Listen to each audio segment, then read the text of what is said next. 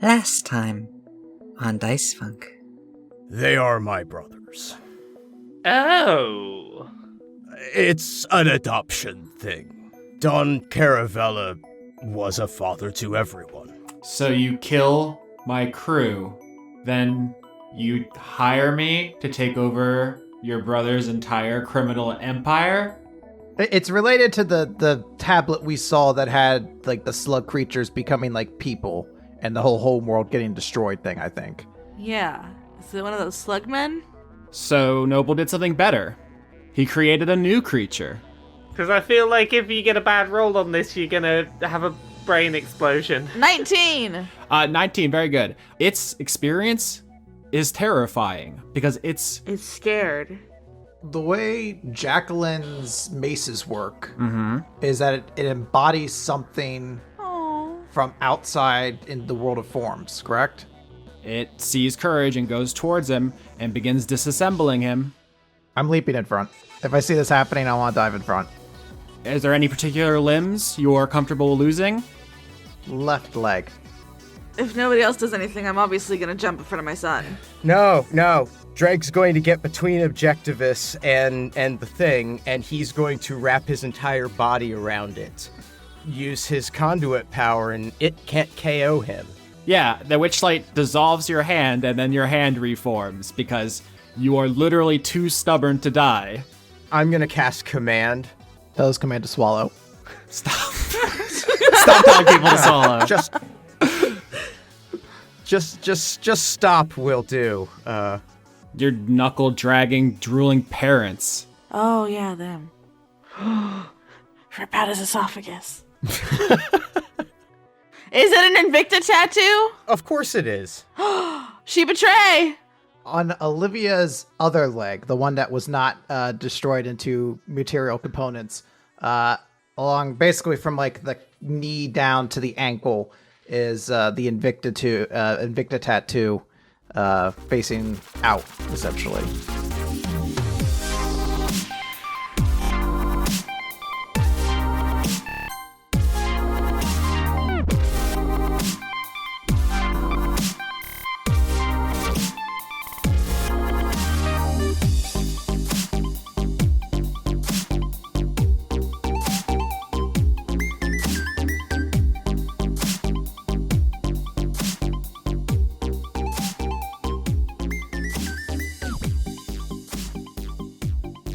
I'm ready to harness this weird energy I've got tonight and to create something beautiful. I feel like every week we're like, weird energy this week, and I think it's just always weird energy. Are we just weird energy? I think we're just weird energy. Huh. It's a millennial energy. Conrad isn't plugged into the grid with us. Oh God, no. Yeah, no, I'm not part of that. I don't understand. You're not down with the hip young kids. The millennials are like 30 now, okay? I'm only 26. Yeah, like, Right? I'm so sick of people being like, oh, the millennials are ruining anything. It's like they're children. No, that's Gen Y. Gen Y's ruining everything now. Get with the program. I'm like, all I do is cry. What are you talking about? I didn't do anything to you. I just cry and sleep. What more do you want from me? I'm drinking a delicious zero Monster Energy, and I think it's killing my heart slowly. You think that it's killing your heart slowly, but you're wrong. It's doing it very, very quickly. Oh, I was going to say, yes, I know that it is doing it, but yes, you're also right. We're talking about soft drinks and product placement to avoid having to address the fact that Dr. Adler's leg was disassembled, and then you guys find a tattoo which reveals that she was part of a supremacist organization. Her other leg is betrayal. Leggy betrayal. Can that be the episode name already? Her leg is betrayal? She's unconscious still, right, huh? Yeah, I mean, let's set the scene. So on the Snallygaster currently, there are 2, 4, 6, 8, 10 people. Who do we appreciate? Okay. Yeah, so the Captain Melbeck, Dr. Olivia Adler, Sasha Grier, Dregg Caravella, Jacqueline, long name GIF. I think we decided to call him Grundy. Ragnar, Objectivist, Courage, the unnamed Zodar, Pearl, the Bionoid, and then Vinny Caravella. Fuck that guy. That's 12. Yeah, that's 12. And a partridge in a pear. Sorry. Oh my god, and it's like December. Perfect. If only I had a list of characters or icons in a Roll20 I could look at, but damn. It's okay. There's no math classes in law school, from what I understand. So, Is that true? There's some light math in the tax law class I took. I was gonna say because that's one of my brother's doing it right now. He's like, I don't need math for me. No, it's mostly math free. There's an unconscious person with a missing leg and a tattoo, huh? Yeah, so the Snallygaster is leaving the moon, Pel 3. You guys, like, You fly away. It's great. Everything's fine. Everyone's happy and best friends. you're in the dark void of space and an awkward silence falls over the crew. Everyone looks at each other. Also, the witch light's here. Fuck. As the awkward silence is happening, Captain Melbeck is just gonna, like, after there's been maybe 20 seconds of hard silence, just go, so, I have a memory stick we should probably look at. I feel like this might be pertinent to our situation down here. Yeah, no. Fact of the matter is, depending on the information in there, she might be dead. What on that memory stick, Austin? Austin, what on that memory stick? I don't know. Chris, why don't you tell us what you put on the flash drive that's been What that memory stick do? been passed around this entire season so far? So there are essentially 3 things of relevance on it. One of which is kind of irrelevant. One of which is information on how to contact Big Star. He's which here. is very unnecessary now because he's on the ship. But at the time, Olivia had met up with him then, so that's why it was on there. Second thing that's on there are complete and very detailed schematics of Drift Park after it was taken over by Invicta. And the last thing on there is a rather thorough medical and partial psych evaluation of the leader of Invicta, Cassius Pike. Pire. Oh, Pyre, whatever. You want to try that again? Cassius Pyre, you figure it out. Oh, Lord. Cassius last name. I love you, Chris. I don't remember what I said before that now. So there's not what I was hoping for, which is like a read me plain text file that Here's says, a like, letter of all my crimes. here's who I am and what I do, and here's what my secrets It's a video are. diary. If you're reading this, I must be dead. Hey guys, today I did a crime. That's what I was, counting on. Oh, we're gonna have an awkward conversation when she wakes up. Oh, yeah. I was hoping the I'm afraid we are. computer would do it for us while she was unconscious. Story of my life. I like how no matter how fanciful the world gets, no matter how many magic powers you get, no matter how many gods you channel, you guys are still so conflict averse. Like, you can't get out of your own, like, anxiety-riddled brains. Literally, Dr. Adler lost her leg because Dregg didn't want to talk to his brother. Like, he couldn't just stay on the ship and it's just like, yes, we're going to overthrow this corrupt government as soon as I work up the courage to make my own doctor's appointments. And that should be like a day or 2, max. Tomorrow, I'm going to wake up and do it. I'm just going to eat this cheesecake tonight, though. I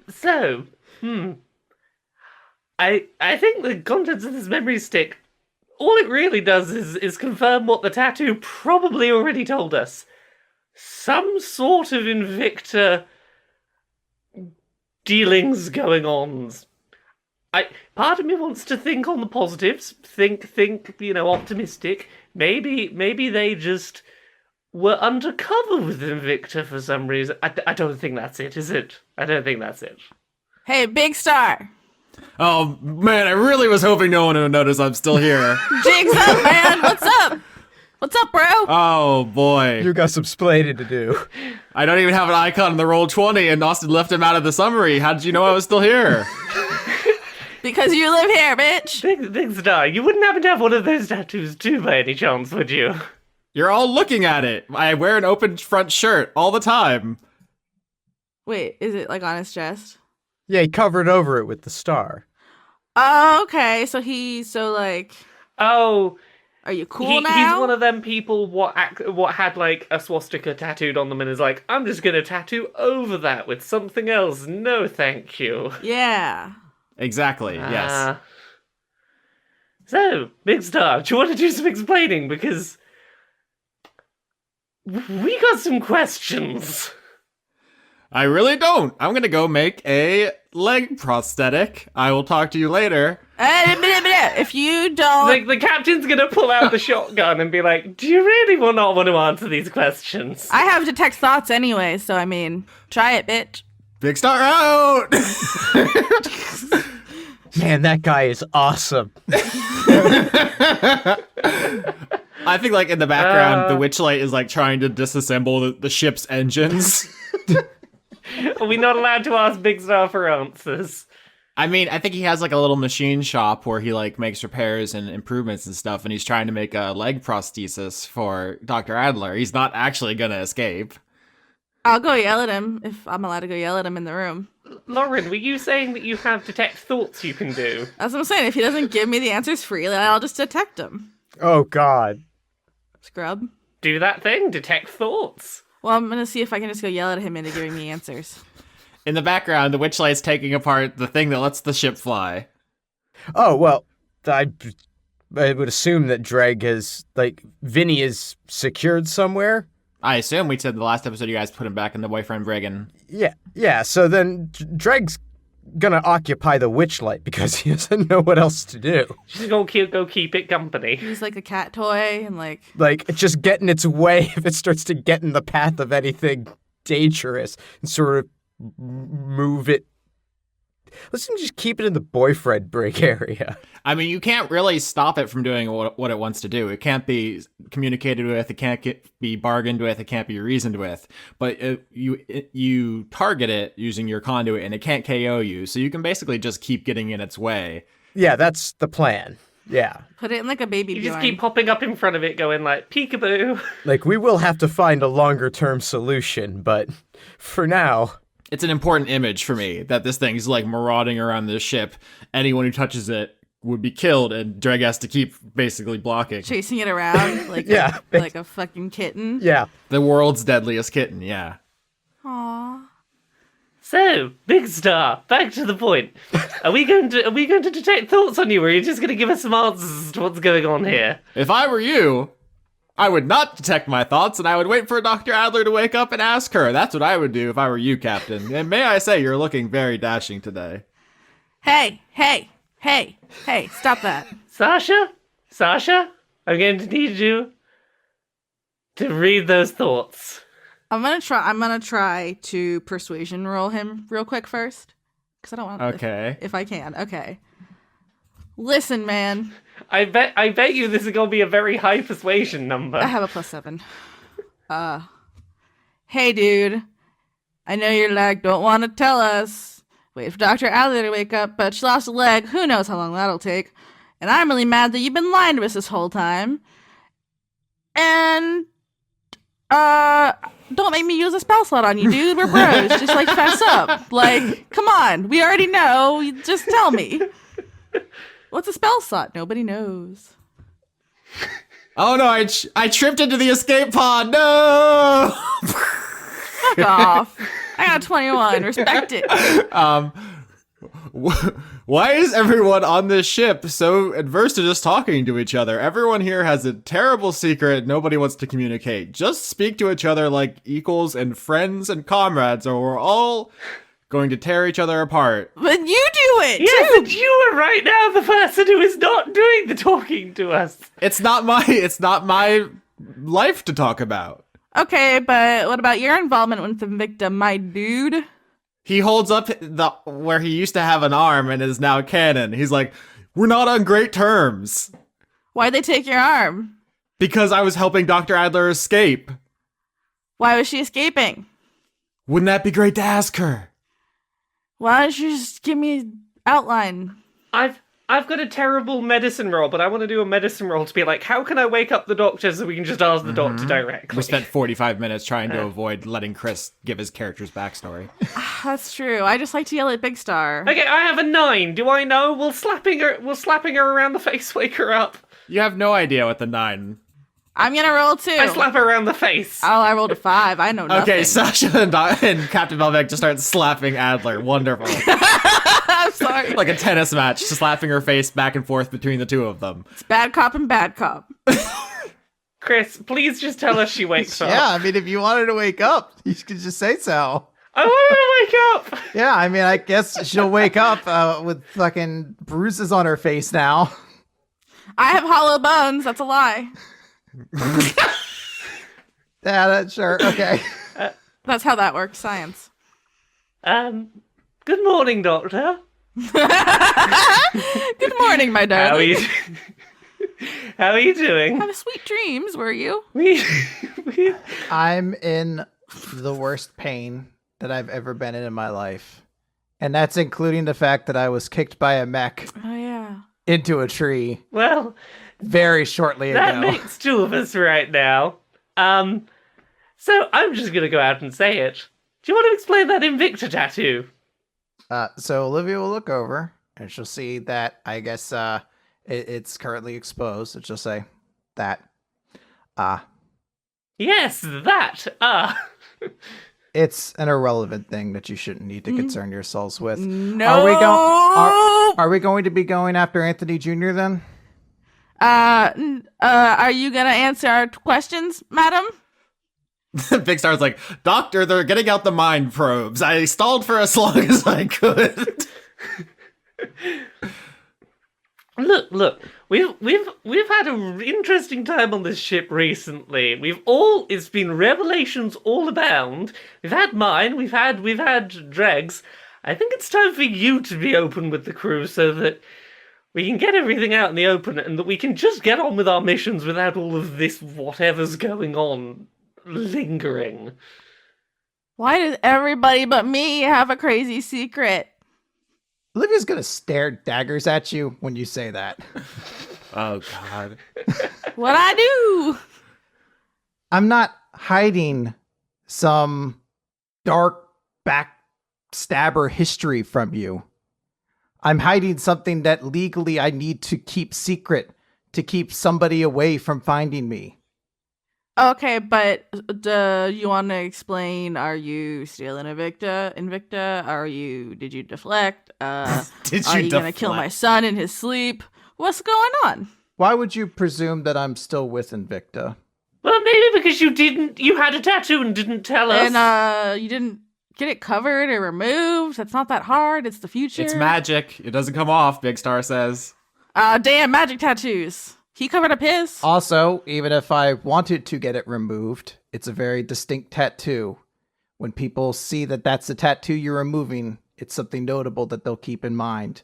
And if people ask Okay, them about fair. it, it's easy to remember the details. If someone was looking for Dr. Adler, the first thing they would do is go to tattoo removal people and be like, have you seen this merfolk? Okay. So why are you in hiding? Olivia's gonna look over. I'm assuming everyone is essentially here at this point, like in the room.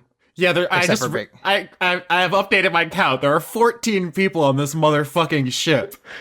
Where'd the other 2 come from? I wasn't counting the Witchlight and Big Star before. Oh, okay. Well, Vinny's down the break, so fuck him. He doesn't get to be a part of this conversation. Jail. Olivia's going to say, my name is not Olivia Adler. It is Dr. Lilith Sakana. And about a decade ago, I was working underneath my mentor, Dr. Tenma, back over at his clinic. I helped someone who was injured after they crashed their ship. That person was in dire condition and, by all accounts, should have died. But I helped that person pull through. And in return, he shot my mentor in the stomach, left him to die as he took me away. And I've spent the better part of a decade as a medical professional aboard Drift Park. Well, Oh, you were kidnapped. Yes. Oh, that sucks. okay. I'm glad we've got this in the open, cause I'm not gonna lie, things on this crew seemed a little wobbly for a little bit because of the whole secrets and whatnot thing going on. I don't know about the rest of the crew. I still think you're just fine with us. You've got strong moral character. You know what you think is moral and is the thing we could do with on this ship. I see nothing different. Yeah, and now we know to, like, keep you protected and hidden and shit. Yeah, It's that is not going to be the case. Once I recover, I'm going to be leaving this crew. to go where? Back into hiding as long as I can. This identity is dead at this point. Why? The entirety of Pel 3 saw us marching Vinny into the ship. That's going to attract attention, and all I need is a little bit of attraction, or a little bit of attention to my part of this ship before someone will put two and two together and realize that I'm still in Markov. I've got a question for you. How long has it been since you've last had to abandon your identity? It's been a couple years now since Big Star helped me escape. Okay, so we're looking right now at every couple of years you're going to have to abandon ship on identity and move on and start over and have no roots planted. Surely it's better to just stay where you've got some roots, and if this thing's going to keep following you and going to keep chasing you, at least face it down with some people by your side that can stand with you. Strength in numbers. Do you really want to be throwing away your identity every 2 years, or do you want a group of people who are friends with you and more than happy to fight for whatever things you need fighting for, to be here when it comes? I'm not leaving to just go on the run. I'm leaving because once my identity is known, Cassius will target this entire crew, and he will kill everyone here. Let him come, 'cause I owe that motherfucker a punch in the beak. I think that's a cause worth fighting for. I hate that guy. Yeah, it does have a stupid beak. Also, maybe we have a Zodar now. Who knows? I guess we'll find out later.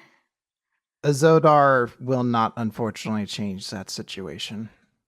I don't know if this is a problem that's going to be solved overnight or anything, but please just give us a chance. Like, maybe now in the middle of this mission is maybe not the time to deal with it, but just give us a chance to understand what you fear happening and to work out whether we can do anything to help you. Also, like, we know Dregg's a Caravella now, and that's gotta mean something, right? Yes, it means that we're at risk of being targeted, which is why I never said anything. Yeah, so we're already being targeted. It's cool. Well, that's fine. It means we're already at risk of being targeted, so what's more one more reason to be targeted? Plus, even without you on the ship, Invicta would be coming after us, so why not fight them together? That's why I provided Dregg with the information drive. I imagine someone will eventually have to stop Cassius, but I figure you'll know best what to do with that information. Well, if you trust us to be the ones to eventually deal with Cassius, Why don't you just stay here? And how can you continue your work on the Illithid food brain thing if you're not here with the stuff from the Objectivists? Someone else will have to pick up where I'm leaving off. I'm honored beyond words to know that I was able to start something with potentially that magnitude of impact. And it helps me rest a little bit easier knowing what the past 10 years have been. You can't just keep running forever. No, I don't expect to, but I would like to do as much good as I can in the time I have. I think you can do that by staying here. I feel like the biggest good you could do would be working on this food project. And you're the person who's done the start. You started it. Somebody else is going to have to learn all the stuff you already know. It's going to take so much longer. Olivia is going to turn to Ambassador Jacqueline, and she's going to say, is there a medical professional you think would be fit to advise this crew with? Doctor. Sasha's going to do the no motion at her. You're my girlfriend. Have my back, bitch. First of all, Ambassador Jacqueline finishes making a chai latte because that's what she's been doing in the background. She gives some to Dr. Adler and keeps some for herself. She's very thirsty all the time. I'm determined she will be drinking in every scene she's ever been in. And she says, I have a stack of applications on my desk, floor to ceiling.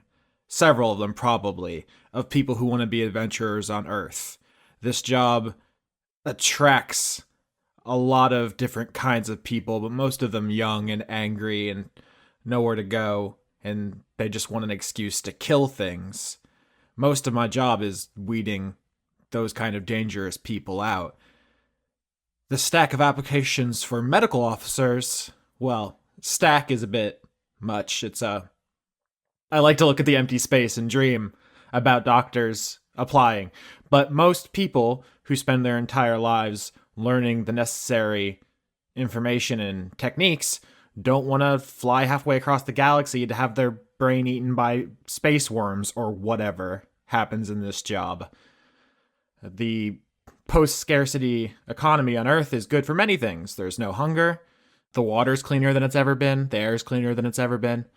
But without the incentive to become massively wealthier than your peers, we don't have a lot of people clamoring to go through the rigors of med school, and an even smaller number of those people with a death wish. So no is the answer to your question. Do I have anyone to replace Dr. Adler, especially with a project as specialized as the Illithid Food Hybridization Project, the most cutting-edge medical undertaking of our generation, and perhaps one of the most important in the history of medicine, if it works out.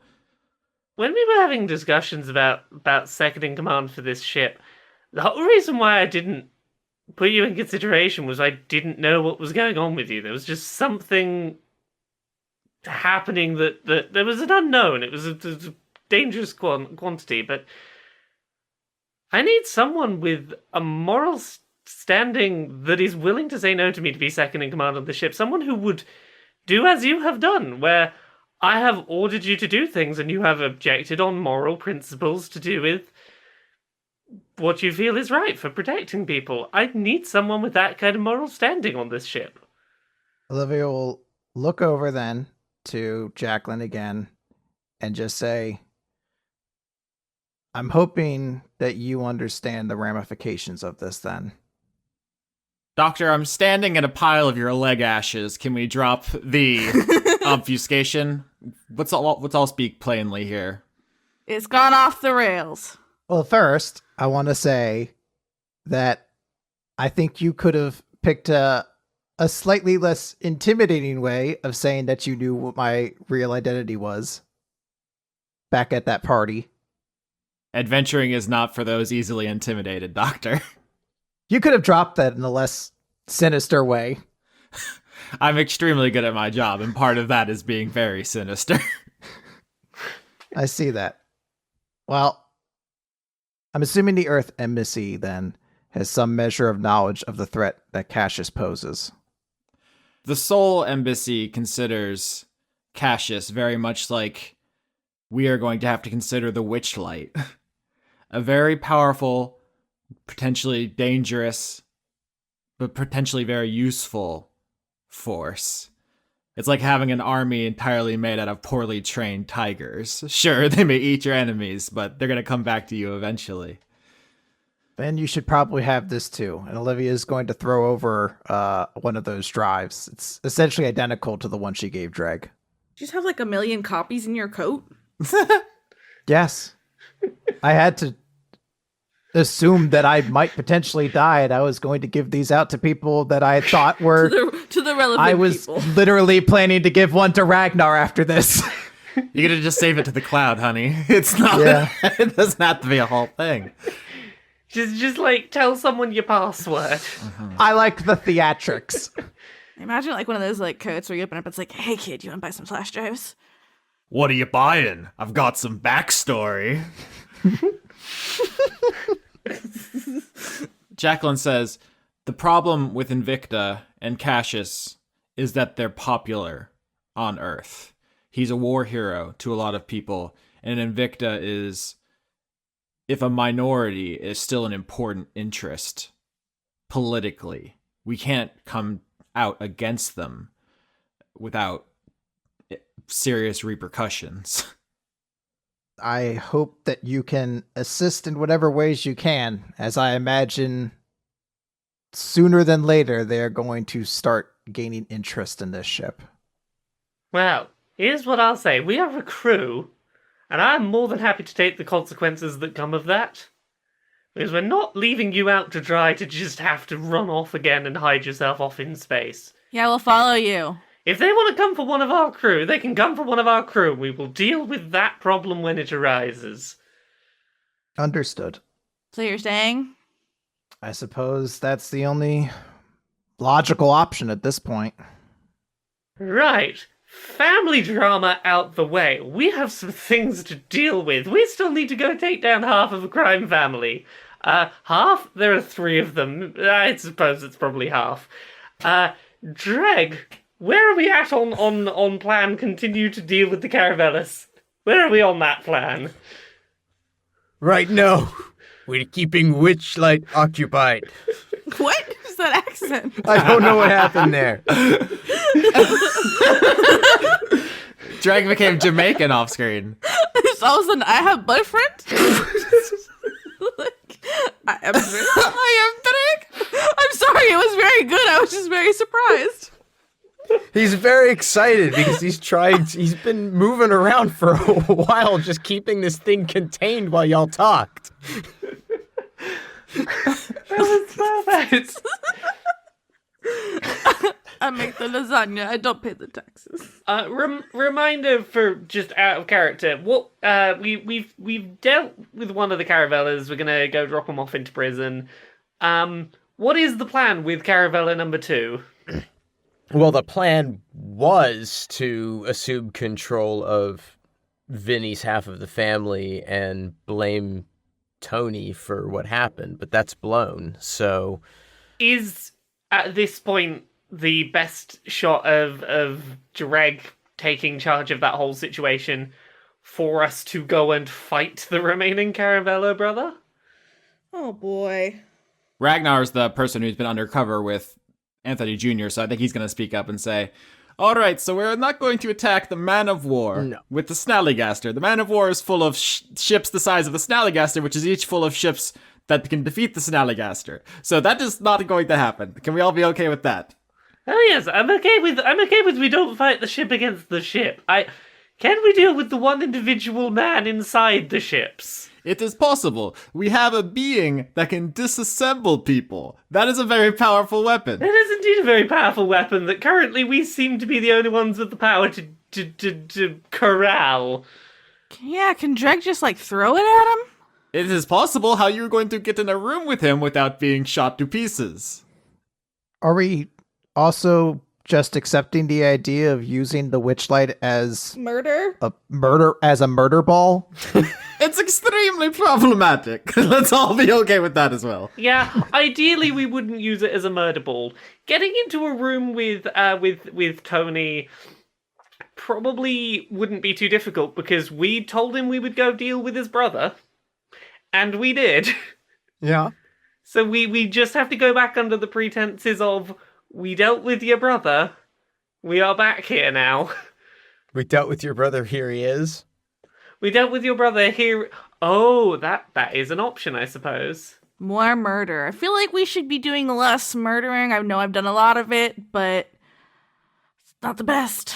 Dr. Adler, thoughts on the murder? Yeah, more or less. Holy Christ. Always against. This way, it's good to have you on the ship. Even if we walk Dregg onto the Man of War and up to Tony, and we kill Tony, there is still an entire Man of War full of soldiers. Loyal to Tony, who we just killed. So, they'd be real mad. Exactly. Well, see, I feel like Dregg, you're the one with knowledge of this, of your brother. What's the move? I'm not convinced they'd follow me if we just kill him. Some might, but I've been gone a long time. It is gamble, and losing means everyone dies. So, not ideal. And what are the costs at this point if we don't interact? We can leave now, and Anthony consolidates Empire and has twice as many people and weapons and money and resources if we ever have to fight him again. Yes, I feel like dealing with him now is the better of the options. I feel like the best option is trying to get Dregg back in power of Vinny's. What if you bring Pearl, who is on your side, even though they saw us, will be like, he was bad and not good, and here's Dregg, he's good, look at his magic creature. Penny's with him. Is that Penny? Pearl? Not Penny. Yeah, Pearl. See? Whoa, it's cool. That's what we call strategy. It is possible to install Dregg at head of Vinny's family. That was Dregg's plan, but now he is connected to kidnappers and will face backlash, also probably shooting. Right. Oh, yeah. There is third option. Yeah. If first option is dying trying to fight Tony, and second option is dying trying to take over Vinny's half of the family, third option is dying during a sting operation, in which we try to get Tony to admit to the murder that Vinny implicated him in. Oh, yeah. So what information did we get in that about that murder? When you arrested Vinny, he said the brothers were responsible for Dregg's orphaning, and there is no statute of limitations on murder. How do you feel about this one, Dregg? Taking down your brother for killing your parents. Not really fond of cops. Yes, that is downside. We got to involve many cops to swoop in and arrest him once you have got him to admit to crime, which means you have to set up meeting place where cops can be positioned. Very difficult operation. We also probably die in gunfight, but that is my contribution to this. Who has an option where we don't die? I like that contribution. It's a difficult option, but it's an option that doesn't have us from the offset assuming we're going to kill him.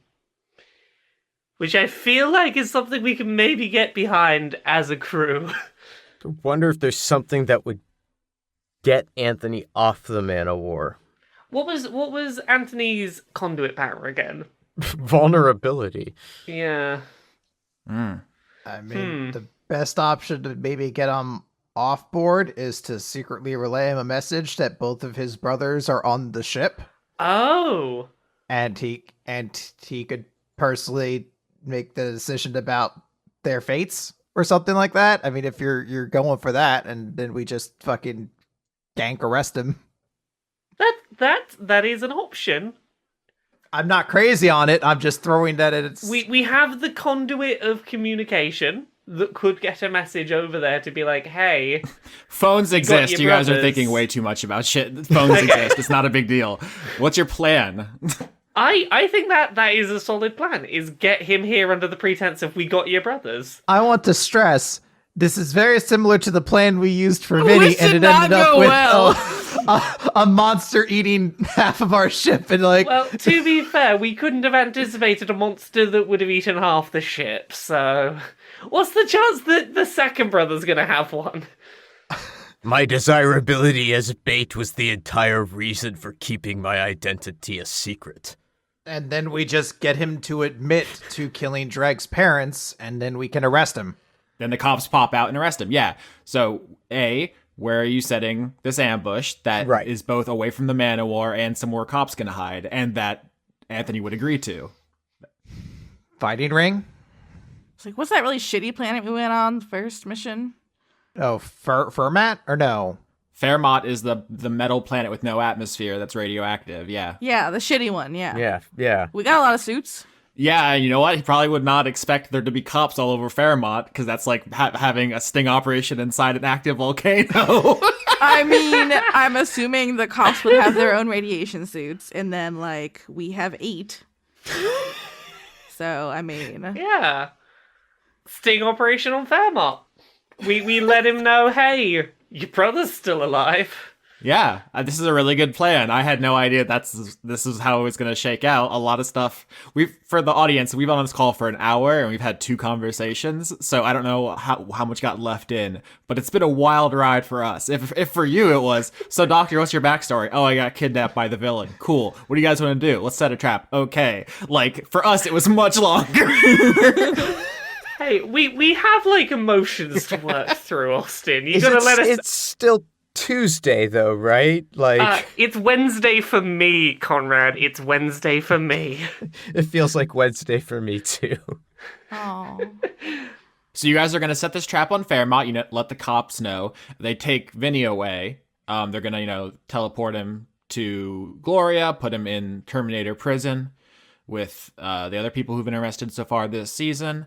And you guys are going to lay that trap. There's a lot of stuff going on kind of to set this up, though. So let's have some individual scenes because there's a lot of people involved here. You can't go to sleep, Dregg, because the witch light will kill you and then everyone else once your concentration lapses. Right. So Dregg is going to be pretty exhausted going into this. That's going to add an interesting wrinkle. Also, no one else can get their spell slots back. I still have a lot. Yeah, I'm glad you do. I don't need them. I've got guns, and I didn't use my conduit power a bunch this time, so we've still got that. Yeah, I have a laser sword and I have a lot of spell slots left, so that's cool. So first, let's start with you, Chris. Big Star and Dr. Adler are gonna have some kind of meeting where he fits her with a prosthetic leg. First of all, what's it look like? So it's gonna still look like a a normal leg would, like it has like a foot at the bottom of it and everything like that. But I imagine one, I want to have like the same star Big Star has, the same like big blue star, but it has like right on the thigh, like kind of sitting out. And also, Olivia's going to have to tailor all of her pants from now on because the reference I'm going to use isn't the best one. In fact, there's a more current wrestler called Ruby Riott who wears these same style of pants. Actually, is that the person who plays Batwoman? Are they the same name? I don't know. But there's another wrestler called Zack Ryder who also briefly wore these. Essentially, it's pants where like one half looks like normal pants, but then the other one would like just cut off like where a brief would. And that's like she's wearing those from now on. So her robot leg is always going to be exposed. And I want it to have that same coloration that glow-in-the-dark things have when they're glowing in the dark. Also, can it be magnetic? I don't think we can make it magnetic. No, that's gonna mess up electronics all around you. It's gonna be well, no. Like, can it like turn on magnetic? Like, can it like affix me to metal surfaces or something like that? I think Big Star's like, I really want to put a gun inside this. I know you don't like weapons, Dr. Adler. Can I please put a blaster inside your leg? I really think that's off-brand. It is extremely off-brand, but I had to shoot my shot. Can you put a Victrola in there? A Victrola? Yeah, like a record player so I can play some tunes on my leg.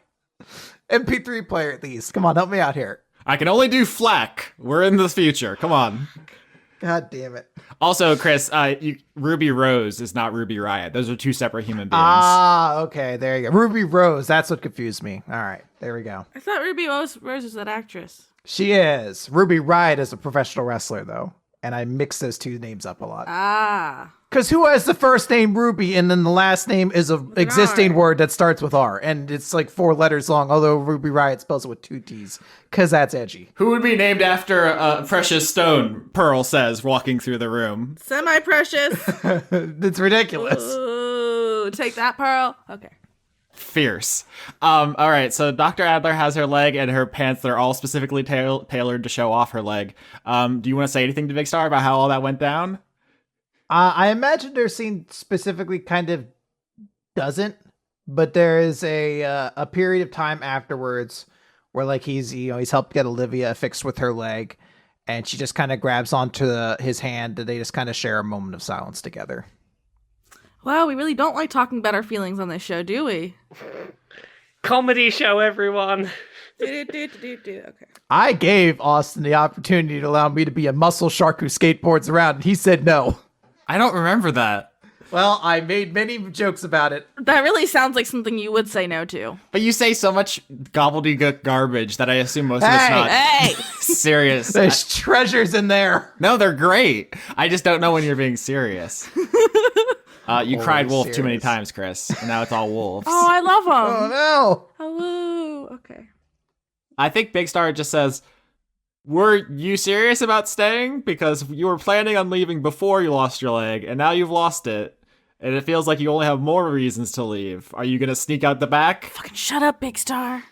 No, I follow through with what I say, and at this point, it's less logical to leave than it is just to stay. Everyone seems to have accepted what danger that may pose, though I don't think they quite recognize the threat they're unaware of. Yes, you didn't really hammer home that they don't stand a chance against Cassius. You kind of just said, like, oh, he's coming for you. And they're like, no, we're pretty sure we'll fight him. If I told them that he could kill them in an instant, would it change anything? I think it honestly would. I think that might make a big difference to them. It wouldn't. We'd still protect you. We'd still protect you, dear. Sad Titanic music, please. We're all committed. We're going down with this ship. Okay. Dregg, I think you're, bleary-eyed, still trying to play keep away with all the hull of the ship and the witchlight. And Pearl is there with you, watching you do this dance. And she's like, so when your brother gets taken into custody, I'm going to take over for you, and you're going to have kind of a hands-off managerial style. That's the plan? That's the idea. It seems like you're quickly running out of room here on this ship. I'm going to take the Zodar. Do you mind? No. You can visit. Okay. Why would I mind? I don't know. There was a space left open for you to have a shared history with him, but you don't seem to be interested. No, you will need muscle. He will help. I will need many muscle. That's not... I have many muscles. I need many muscle. Okay, so that's hashed out. Ragnar is going to approach you, Captain, and says, so if we do not die on this operation, my undercover stint will be over, and it is standard operating procedure that I must be taken out of rotation for considerable period. So I'm not going to be a cop anymore if you pull this off, and if you don't, I die, so... Well, you weren't a cop when I met you, and hopefully when this day is through, you won't be a cop again. That will be a great relief. I was not always a cop, as you can probably guess from... And he just kind of gestures at the back of his head, which looks like it was almost taken off. It's just a hellacious scar back there. And he says, I went through quite something during last Illithid War, and decided that I was willing to risk my life to help people, even if I had to be, well, a real bastard. Just a right bastard. Well, you certainly wouldn't be amiss with this ragtag bunch if you're looking for something to do while you're not a cop anymore. Well, you are also all bastards. So... Oh, exactly. And you know what? When we first met, I was genuinely incited to make just to make a friend. That was all I was after. So just being able to start over afresh and just try and make friends with you would be nice. Yeah, let's just forget all the entrapment. Yeah, there's a lot of entrapment, but yeah. You do realize entrapment is a very specific legal doctrine, only from about the 19th to 20th century. It does not have large precedent and is not applicable bitch! in all jurisdictions. It is not. It does not apply. Also, some of us on this podcast don't study law, so... Okay. Yes, you have to understand, intergalactic police deal in many jurisdictions. I went to a planet once where it was illegal to wear a hat. Who knows what makes laws? It is all arbitrary. I heard a law somewhere on Earth once about it being legal to take a lion to the cinema. I don't know if that was a real thing or not. In my hometown, you can't hitch a horse to the post office. All right, so hopefully we do not die in shootout with criminals. If that happens, it'd be nice to have you stay around with us, perhaps. Just another friendly face on the ship. How much room is left on the ship? Well, we're getting rid of 2 people on the ship soon, so... Now that there are no secrets between us and we are meeting as friends, perhaps I should reintroduce myself? My name is Ragnar Tam. I am the conduit of infiltration. Bow, chicka, bow. Wait. Oh god, all I have in my brain is terrible puns and things now. Oh no.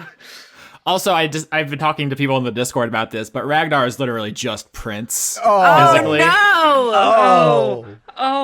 Oh no, he's gotta stay on the ship now. Oh, he's gotta stay. I was watching the video for Kiss, and I was like, oh my god, it's Ragnar! It's just completely unrelated. Oh, he's gotta stay on this I'd have had a ship now. completely different view on him had I known that. I said he'd flamboyantly dressed and very attractive, but... You didn't say Prince. Yeah, That's different. That's a whole other level. It's Prince. Okay. Does anybody else want to have any discussions with any of these NPCs before we leave? Or did Captain Melbeck want to respond to Ragnar, or you just want to move on? If there is time, I would like to talk to Courage, or Olivia would like to talk to Courage. I would also like to talk to Courage. He seems like a very interesting person, but I don't believe I could break the universes to do it. So Dr. Adler and also the mysterious ghost, which decides all of her actions, are both going to float over. I think Courage is probably... We need a more interesting setting than just ship hallways. What about, so the Snallygaster left Pel 3, it's in space right now. How about on top of the ship as it's in space? Does it have like a place where you could breathe, or do you just die? You have your air envelope. Oh yeah, I've forgotten about that. That seems dangerous though. Doesn't, like, if the ship's flying, won't we like slide off? Isn't it like the Great Fox in Super Smash Brothers? Yes, exactly like that. Also, probably there's magnetic boots if you have to do repairs to the outside, because that's how ships work. I wasn't allowed to have magnetic boots earlier in the episode. You have to do a downtime scene to upgrade your equipment. God damn. You have to actually invest in your character. I lost a leg. You made a character choice. Speaking of which, let's talk about it. So Olivia is going to go up to Courage, who I guess is watching space, or he's playing space golf. He's reflecting on the stars and their beauty. Oh, I was thinking he was like launching golf balls into space. What are the chances you think that the Solitaire would invent an alien sport that is just 100% golf with no differences? Oh, there's gotta be a similarity in there. They've got to have like Smurfs ball or something like that, and we're like, what's that like? You know, like, oh, you throw the Smurfs ball and you hit it with your space bat, and it goes out of the park, and you got a beehive. That's what they call grand slams. Isn't it weird how every culture except for humans describes things as space this and space that? You guys need to do that more often. All right, so Courage is up there. He's looking at the stars. You know, he's magnetically attached to the top of the Snallygaster, looking out onto space. And you walk up to him, and you, with your new metal leg, not new metal as in like... It could be. It's got a couple, I'm trying to think. It plays Avenged Sevenfold out of the Victrola. What would a new metal leg be? I guess it would have like the Dane Cook super finger on it. That would probably be like a tattoo on there. I don't know what that means. You have to know Dane Cook and the super finger. Come on. I know who Dane Cook is. He's a comedian. Oh, jeez. Austin, you uncultured swine. That's me. So you have a Limp Bizkit leg. Are they new metal? Yeah, they are. They're like the progenitors of new metal. Okay. I just like- don't want to get yelled at. Well, yeah, you are by me right now. Courage No, says, I want to say something to Courage first. Ha! do it. I'm going to walk up and I'm going to say, Courage, how are you doing? Are you feeling okay? Doctor, save me? Why? Why wouldn't I? Doctor, important. Save more. Olivia's going to sigh and say, I never would want to view the world that way. I don't find one life to be more significant than another. You save Millions. I only kill. I don't know enough to say. I imagine there's more to your line of work than just killing. Even if that feels like that's all there is to it. I spent a lot of time around other veterans, and I can assure you that, from what I understand, there's more to their efforts than just killing for a cause. He looks down at his hands and he says, "Me, not different. Invicta. Soldiers. Kill illithids." War is, unfortunately, a rather universal concept to understand. You stronger. Not kill. Revenge. Help. Save. When I was very young, just born, the doctor said that I wouldn't survive. That I didn't have the strong enough muscles and organs to survive long enough to adulthood. I was thankfully saved by Dr. Tenma, who put an insurmountable amount of effort into making sure that I lived. And he did that to a baby without any real knowledge as to what that child would go on to do. I could have ended up being a desk clerk who spent their days filing paperwork on Earth, or I could have spent it being a soldier.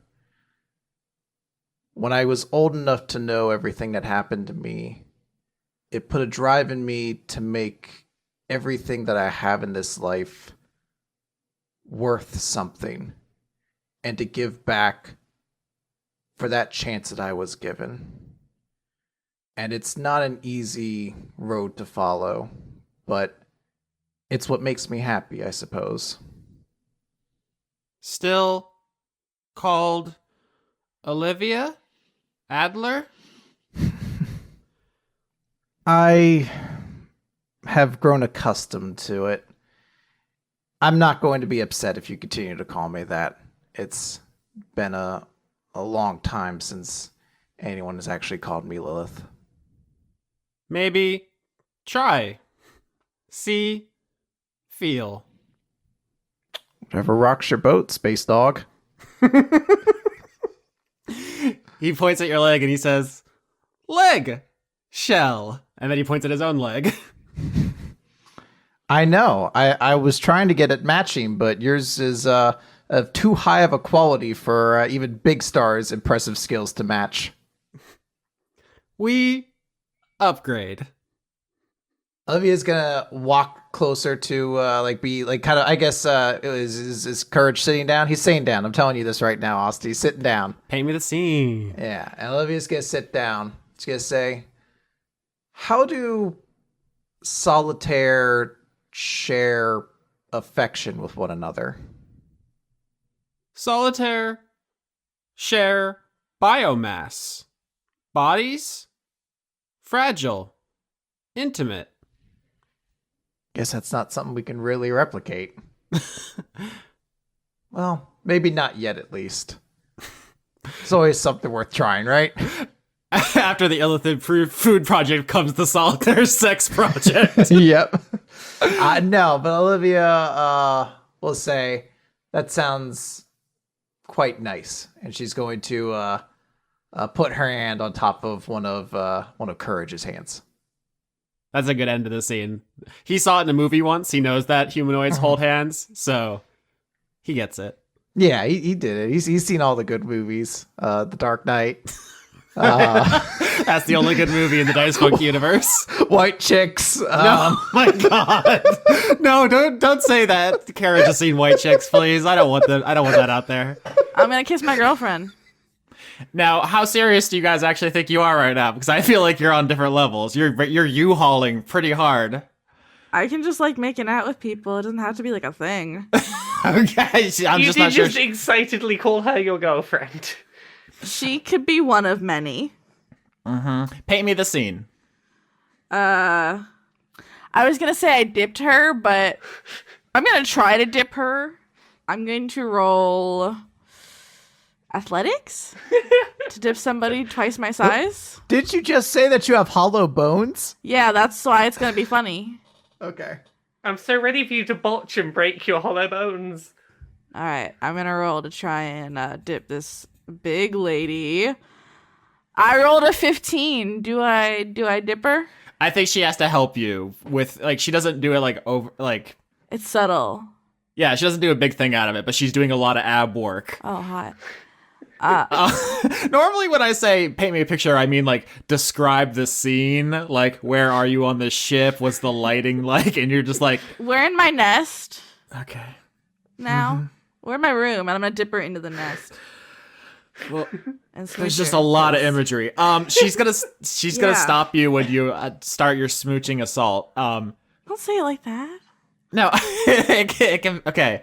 She's going to halt your kiss barrage for a moment Okay. and say, "Do we need to talk about all of that stuff first?" I feel like Yeah, what's up?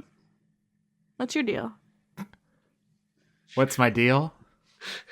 Yeah, what's your deal? You got to be more specific. I love that there was a moment you were like, I'm going to dip her down and start smooching. And then when it got interrupted, you're like, all right, well, now I'm going to ask what's up with you? Yeah, Are right. you a monster? Are you Cthulhu? What's up? Sometimes people just do things and they don't think about A it. minute ago, you were my girlfriend. What's your deal? I appreciate the chutzpah of you just walking through life tongue first, and then if something gets in your way, you stop and say, "All right, explain yourself." You don't know my life. Christ. Yeah, we're like doing a casual seeing each other thing, right? We have a very libertine attitude here in the far-flung space future. I am kind of your boss, though. Is that like, illegal? Well, it's not illegal. I just have to do we want to establish that it's not against Adventuring Guild regulations? Yeah, are we allowed? Is this we to go to HR or something? I think technically I don't have direct command power over you. I have direct command power over Captain Melbeck, and Melbeck has a team of adventurers she commands. So I do not have a power dynamic which I can abuse. I just See? want that to be clear. Yeah, perfect, great. It fixed itself. Which is also why I haven't been helping as much on the mission as some people would appreciate, because it's Captain Melbeck's show. Did somebody say that? You can still do things from time to time. Doctor! You still have one leg! I'm just saying it'd be nice for you to use those bases before some of us lost legs. I'm trying to mac on her, shut up! It's funny because in the last episode when the Witchlighter came out and started messing people up, the first thing Chris said was, "Oh, Jacqueline's maces have strange properties. Perhaps they would defeat the Witchlight." And that was 100% a real solution to that. If Dr. Adler would have just said, "Hey, Jacqueline, hit the Witchlight." Yeah, but then we have to kill some. Austin, you know we don't want to kill something. We want to date and befriend everything in this universe. We want everything to be a pet or a romance option. Who do you think we are? I just wanted to be clear that there were like 100 different solutions to that situation. Chris said one right out the gate, and then it never got brought up again. That sounds like us. I mean, I remember it happening. That's very on brand. Yeah. That's how I operate. Are you like a monogamy kind of girl? I don't really know what I am.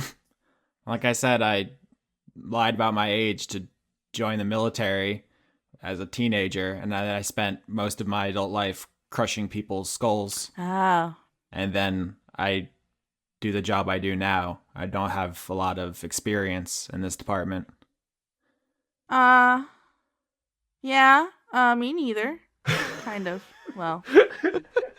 Well, I'm not not a big fan of monogamy, but I'm not really. I mean, like, if that's something you wanted to do, I could do that. It's not like I'm seeing anybody else in space right now. Although Mothman is, we have to talk about that if things get too serious. The Mothman issue. Okay, I'll humor you. What's the Mothman issue? I love him. All right. Well, it's been great, Sasha. I think I'm gonna go. No, wait. Like, we didn't. Are we dating? I don't know. Are we? It seems like you have expectations here, and you're trying to be flexible, and I appreciate that. But it also, what do you actually want? Like, I don't have expectations. I don't want to. That makes it sound like I don't expect anything of you. You know, you're a person with your own free will and stuff. But I would like to date. that's amazing to know. Thank you. I would want to date you. You're very dateable. What the fuck does that mean? It means I think you're neat. Oh, I don't know if you actually know me. Well, and that's why we go on dates and stuff to get to know each other. Is that how it do? That's how it be sometimes. So I don't want to linger here too long, but what Jacqueline says and does in the next couple of minutes here leads to a series of events where basically she says, I don't know if you want to get involved with me. Challenge. A challenge. A challenge. That's just a challenge or approaches. Okay. Why do you say that? I mean, I just saw the way you and the captain went pretty hard at Dr. Adler there. Not really respecting of her, like, space and autonomy and so forth. To be fair. You've been saying that an awful lot today. I just want to point that out. That's my new catchphrase. Okay. That was more of a... I mean, she's been on the ship for a while now, and it's like a really big thing to not tell people. We did not react the best way. True. I would argue she didn't treat it the best way, perhaps, but... I don't think anybody handled this well. I think, because right now Jacqueline's wearing, like, it was a Hawaiian shirt. Yeah. She's dressed, like, very kind of goofily. Yeah. And once again, like I said, I don't want to linger too long here, but I think she does unbutton her shirt and kind of turn away from you and take it off. And she has... Oh, no. Red Dragon and the Woman Clothed in Sun tattoo on her back. A Victa thing? Her entire back, like Yakuza style. Oh! She doesn't turn back around, she just puts her shirt back on. And she says, well, actually, she doesn't say anything. She just stands there showing you that her entire back is the Invicta tattoo. Okay, well. Is that still a thing? Like, are you... She puts the shirt back on without turning around, and she says, we all were in the war. It was a veterans organization. That's understandable. But what about now? And what they're trying to do now? I don't hate aliens, if that's what you're asking, but I can't have this job if I don't have the support of people who have Invicta's beliefs. It's a political position. Okay, but here, in my room, the two of us alone, just me and you, do you have those beliefs? I don't hate aliens, if that's what you're asking. Okay, you're not an alien racist. I think the term is xenophobic. Yeah, that. No, I'm just... Sometimes I have bad reactions to illithids on a instinctual level. Well, yeah, that's like what trauma does. I understand. Okay. Do you support what I'm trying to do? Which is specifically the Mothman thing, or? No, the objectivist thing. Oh, yes. If the Illithid Food Project is completed, we'll save millions of lives. The people won't ever have to go through that again. I mean, it's ideal. I mean, if I wanted to, I could have buried this thing when you brought it to me. Okay, well then, I think we're cool on that issue. I'm cool if you're cool. Okay, Isn't it nice to just talk about things and like talk about our feelings with each other? I feel like adventuring would be a lot less exciting if people just had these conversations. That's true. There wouldn't be so much drama. But I feel like we're having this conversation partly because you want to smooch me, and we got to get through this before we get to that. And I would like if you'd extend the same to the doctor, whom you do not intend to smooch. Yeah, I didn't mean to come so hard. I just felt sometimes I get a little, you know. Yeah. I'm working on it. Okay. I'll apologize to the doctor later. It's my bad. Thank you. That's where I was going. Is that what you wanted to hear? Well, don't say it like that. No, I didn't mean it. I didn't mean it like that. Oh no, my bad mouth. Okay. So let's go do that sting operation to try and wrap up this arc. All right. So it's your guys' sting operation. Set the scene. This planet sucks. I hate it. It's really shitty. We out here, fam. But it does seem like the perfect place to, like, let the witch light go. No, it's... Well, what if he, like, eats the whole planet? And then he just, like, floats into space. You remember what planet this is? Does anyone care if he eats the whole planet? But then he'd be floating in space and eat everything else he bumps into. I mean, so, Doctor, you run the math. It would take 100 million years for him to disassemble the entire planet. Oh. I'll be dead. That's future generations' problem. I mean, you guys can do what you want. That is a really good solution to what do we do with the witch light? Because leaving it on the ship is a danger to everyone.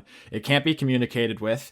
And Sasha, you use detect thoughts on it, and you know that its existence is terrifying and confusing. It's basically experiencing sheer horror at every moment that it is subjected to stimuli because it cannot process them. Oh, we should just leave it on the planet. Dregg can't stay awake forever either. That's a problem. Yeah, he's not an elf. Yeah, with no way to contain it needs to be destroyed or released. I feel like he'd be happy here. Nothing's gonna bother him.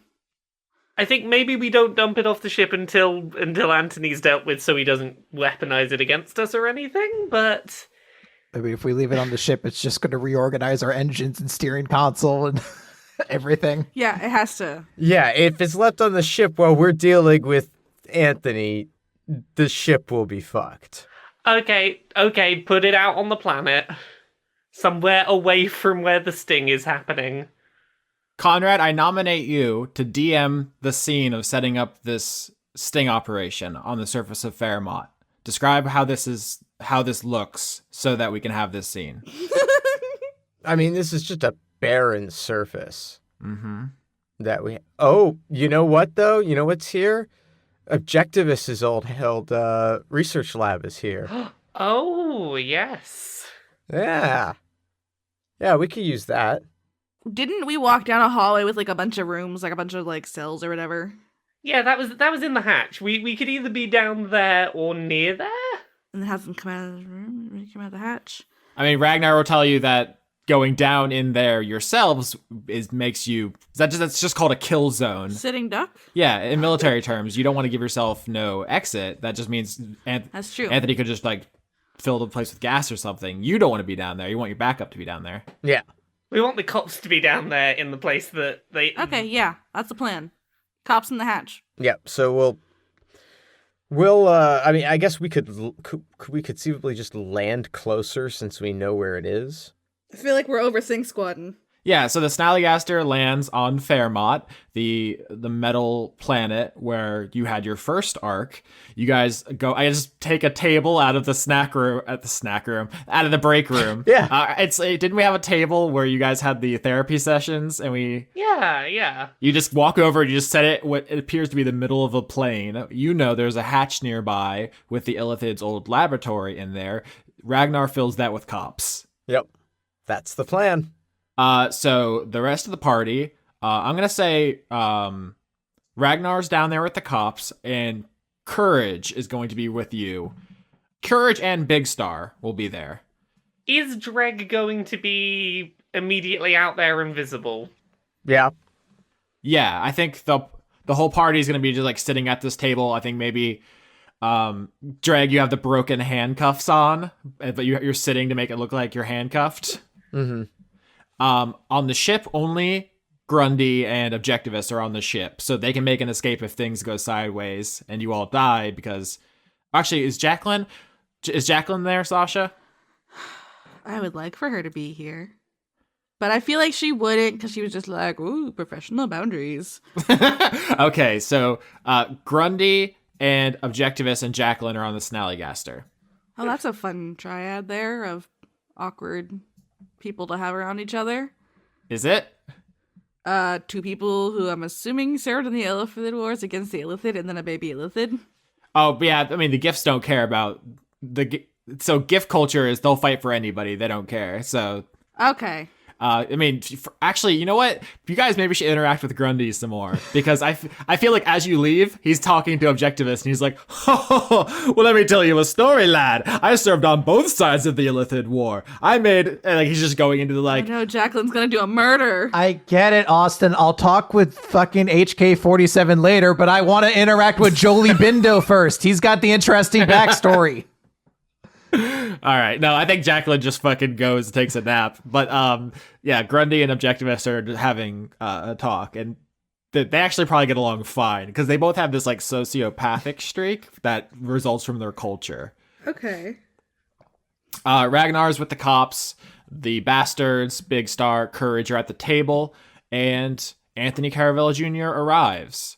Not in the Man of War. You told him to come alone, but he did not. Of course he didn't. He didn't come alone. Of course not. Dick. He arrives in a ship called an Arrow Wing, which is kind of like the X-Wing of Spelljammer. It's an elven ship, very sleek. It has the kind of large green solar sails that the Man of War does. They're like way bigger than they probably should be in the art, but it's like a fast, maneuverable fighter ship. Like he thinks if you guys were to attack him, he could fight you off and fly away. But he lands in that, and him and a bunch of soldiers get off with him. He has about a dozen humans, elves, rastipedes, bionoids, basically every species you've seen in this entire season. He doesn't care. That's a lot of guys. Mm-hmm. Oh, fuck. So, and they walk over, they all have guns and sci-fi weapons and magic weapons, and Anthony, once again, is a human man, scarred up face, crew cut, wearing such huge bulky armor that he looks like essentially a different species almost. And he has two guns that would be better affixed to, say, like a Jeep, but he carries one in each hand because he has an inferiority complex. And he walks over to the table where you all are, and let's start this negotiation. I'm going to put Anthony on the board and a group of soldiers. The soldiers are going to be it's what's called a swarm. Essentially, it's like one thing you can fight that represents many things.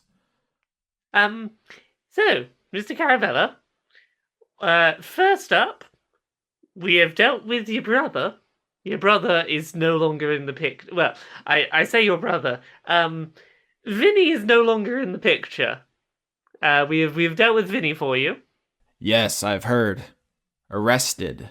Indeed, it seemed the easiest way to deal with him at the time.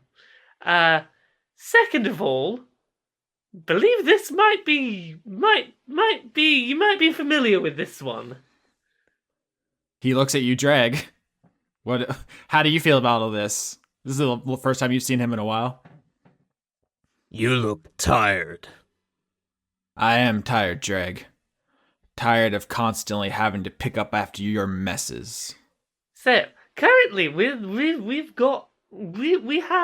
Dregg here, and I was under the impression there was just two of you Caravella brothers. I'm still a little mystified as this whole situation. I wonder if you could enlighten me at all as to quite what's going on here. How we've ended up with a third Caravella in our hands. My father had a soft spot for strays. It's none of your concern. Our father had a soft spot for his real children. So his men are kind of like spread out in a semicircle around this table. Mm-hmm. So they're like looking, they're in a formation like, oh, if this pops off, they're going to start shooting. But Anthony just looks at you, Dregg, and says, how many times have we been here, Dregg? You in yet another fuck up, and me resisting the urge to shoot you where you stand, knowing it wouldn't do a damn thing. That's not how I remember it. Little Tony. Is the game plan, Dregg, here to wind him up to the point that he will just blab? Yeah, I think he gooses the machine guns. You know how they have a whirring, like a starting up period where they go, they start spinning before they start shooting, and he just kind of like lightly like taps the triggers a couple times so they'd start doing a little spins. Go on, Dregg, keep goading him. Goad him. And he says, "Yes, I've heard how you remember it, Dregg. Abused orphan, bullied by his tiny brothers. Yes. It must have been so difficult to be twice the size of everyone around you, and the richest child in the entire system. You were spoiled. You had everything. I had to do your work. And you were fine. And I was fine, doing his work for him. But that wasn't enough. You would want more. So small." He's just like revving the machine guns. And he says, "I was small once, Dregg, but no more." You're still small. Just covered up. Roll intimidation. Can I give him one of my inspiration die? I'm giving him an inspiration die. Okay. Moral support and my calming presence. Yeah, we're leaving it all out of the field. This is where the arc ends. Either you all get shot to death on this planet, or you arrest the bad guys. I have a lot of rerolls I can still use if we need to. If you need to. Yeah, 18. Okay. 18. 18's extremely good. You're rattling him. He has keep calling him small, little Tony. He hates that. You were always bigger. You're always more gifted. And he says, "I was running my own protection rackets before you could spell your name, Dregg. And yet Father always elevated you before us. He protected you, and you never needed it. I needed it." Because you were a little fuck-up. Oh my god. Not capable of running your own business. Not capable of protecting yourself, your assets, your family. You small man. I control an operation half the size of a solar system. The greatest kings of Earth's history didn't wield the power I command. I am bigger than you now, Dregg. I am bigger than any man. Then why are you scared? Oh my god. He stops goosing the machine guns for a second, and he says, "What makes you think I am scared, Dregg? You are in handcuffs." Then what will you do, little Tony? Now we're almost at a point where he's gonna start fucking shooting, and then you won't have him for. I'm hoping that he gets wound up enough that he just throws out the "well, I killed your fucking parents, so screw you, you small person." Yeah, Dregg." but like, I'm take care of you just like I take care of your parents. I don't want to spell everything out, but he's not even thinking about that right now. He just wants to shoot Dregg because he hates his stupid face. I did not choose to be orphaned and brought to your doorstep. I'm not asking you to take responsibility for the circumstances of your birth. I'm asking you to take responsibility for being a fucking asshole, Dregg. I'm not even sure if I should take offense to that. Like, yeah, fair. I mean, you could just brag about the fact that Tony doesn't have anything over you. Like, he's never beaten you at anything. Oh. He's never taken anything from you. You've always won. Oh, I do like that. Chris, you're a genius. You're very sinister, Chris, and I will not get on the wrong side of you. You couldn't even win with me in these handcuffs. You've never taken anything from me when I wanted it. It must be real convenient, Dregg, to play the victim when it suits you and the bully when it doesn't. If you think you're so big, stand up and face me. Let's have it out here on this forgotten rock where no one will mourn you. Oh no. I'll take off my suit if you'll take off yours. This is not the plan!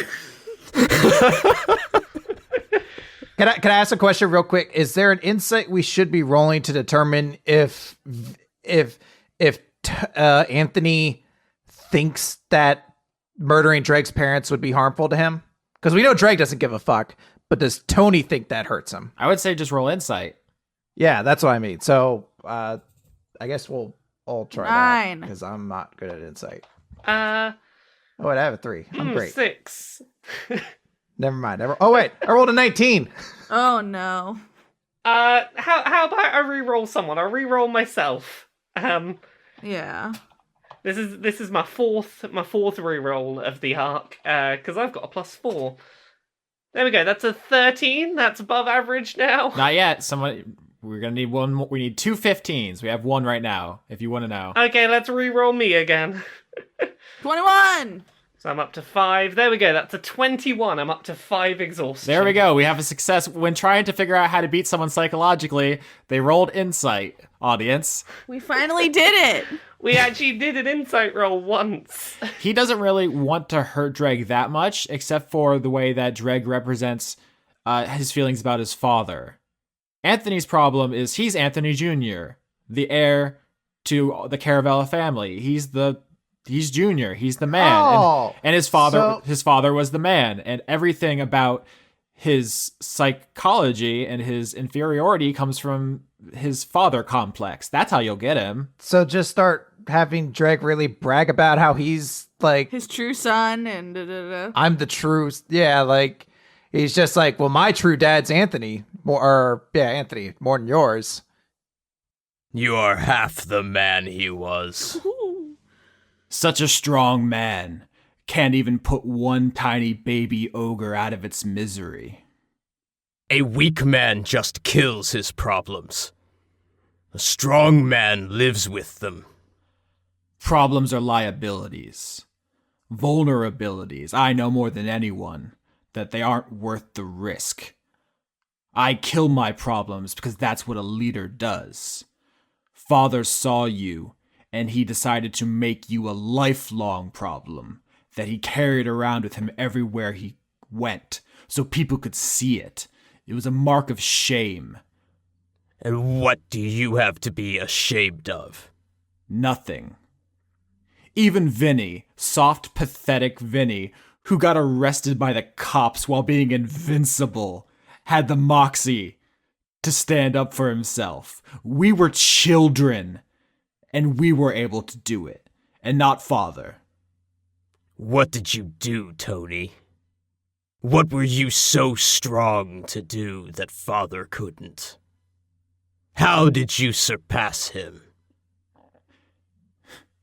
He took us hunting to learn how to be real men, just like him. But he never went in for the kill. We did. 2 human boys, and we took down 2 full-grown ogres by ourselves. And he couldn't even kill a baby. No, he adopted it because he was a weak coward. He was nothing, just like you're nothing, Dregg. At least he knew how to keep secrets. Is this the moment that the doors burst open and the SWAT team breaks out? We got him, boys! It's up to you. Is that what I say? At least. Oh yeah, that's Like bees. Yeah, no, go, go, go! SWAT, SWAT, SWAT, go! Roll initiative. We got him, boys! We're not going to probably have a whole fight, but the police. Yep. The police burst out, and bullets start flying. Fuck. Okay, so roll initiative. Mm-hmm. I got a 3 on initiative. 16! I also got 16. Nice. You can go first. I got an 11. Sasha, you go first. I had to be careful with my explodings. Been doing a lot of murder. Well, I feel like Dissonant Whispers isn't explodey. Do it! Do it, go. I'm gonna cast it on Tony, because, fuck that guy. Uh-huh. That's a wisdom saving throw. Against? 15. Crit. Oh, okay. Well, you get half damage. I fucking hate the Caravellas. These assholes have saved against every goddamn spell. They really have, huh? You can see their scores. They're not I know, it's garbage. It's a garbage bonus. They still do it. They've just been lucking out. Yeah. All right. So the cops burst out of the hatch, guns blazing. The soldiers start shooting. Sasha, you cast a spell on Anthony. It hurts him, but not very much. And now it's Dregg's turn. Dregg, you and your brother. Yeah, oh yeah. Just can stand up and demonstrate that those cuffs aren't actually on him. Yep. And gonna give him a 1-2 in the general head region, I think is what we would do here. Mm-hmm. So we got attack 1 is 25, and attack 2 is 16. 25 hits. Okay. You've got big armor. Yeah, he does. I'm going to use a spell slot to add additional damage to this. 20 damage. All right, so you divine smite him, and you hit him in the face, and he basically slides back across the metal surface of the planet. Adler. What weapons are the other soldiers using?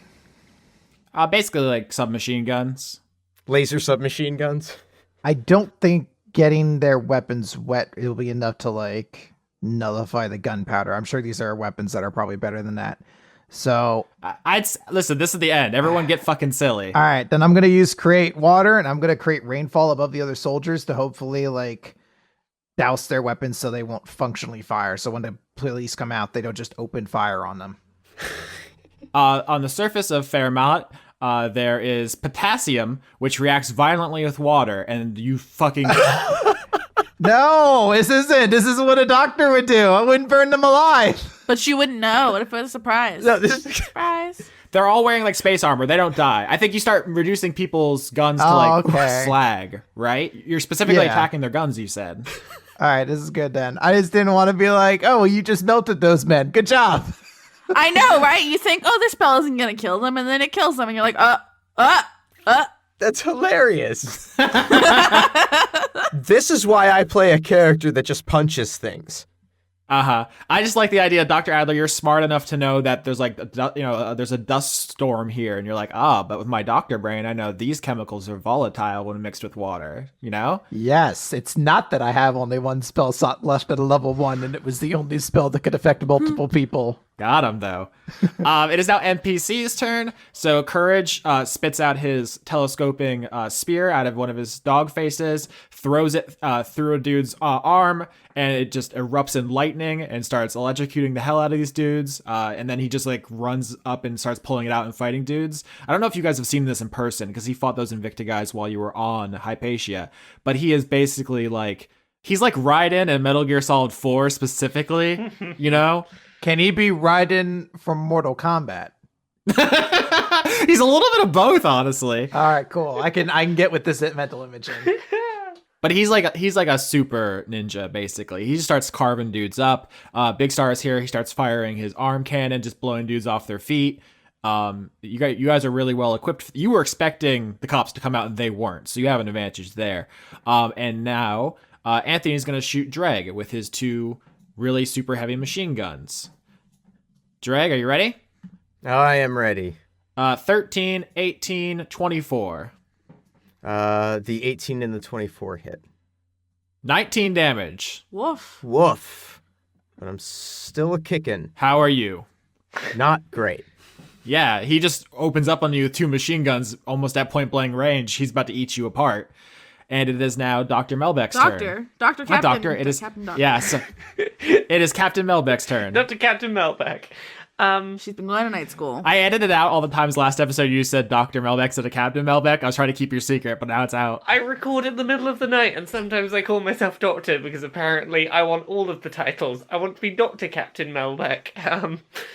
But Captain Melbeck's just going to turn to turn to Tony Jr. and just go, Don't fuck with my crew, and unload a couple of shotgun blasts. Mm-hmm. Does 23 hit? Nice. And let me see if the second one hits. 21, does that hit? Sure does. Okay, so let's roll me... Tony had already been damaged, so I can use Colossus Slayer to do an extra 1d8 of damage, because he's below his hit point maximum. Another 3, and then another roll of damage. And another 11, so that's what? 14, 18 damage total? Nice. So you light up Anthony with your shotgun. Dregg's trying to fight him with his fists. It's a full pitch battle between the police and the soldiers. And now let me ask you a question, Dregg. Mm-hmm. Are you fully committed to the Bastards crew? Yeah. Would you say that you're devoted to it? Oh! Yeah. Oh shit. I think when Captain Melbeck says, "Don't fuck with my crew," was that what you said? Yeah, don't fuck with my crew. Boom, boom, 2 shotgun blasts. Your brother gets knocked back, and all of a sudden you are overcome by your paladin magic returning as you regain your oath of devotion, devoted to the tough bastards. And you get all those features back. One thing is you get a bunch of paladin spells, which we can talk about. The more important thing is you can invoke... Yeah. You can do something called Channel Divinity, which is not actually divine as in gods, but is rather from Right. devotion itself. Yeah. You have 2 things. Turn the Unholy, which isn't really relevant here, No. but the other is Sacred Weapon. Yes. Yes, I am aware. So let's forget about the dice here, because there's so much cops. Like, I think this fight is going to be in hand. Why don't you narrate to me what this all coming together does as you regain your ability to have sacred weapons through the strength of your devotion to the bastards? He doesn't have the hair to go Saiyan, right? Like, that's... He just sprouted because he's bald. He's an ogre. All of a sudden, though, boom, Goku. No, but his hands themselves would begin to glow from the point of the brass knuckles with an ethereal fire. That would be uncomfortable. He's very charismatic, so this is... Sounds like the fucking Iron Fist. The immortal Iron Fist. Yeah, the immortal Iron Dregg.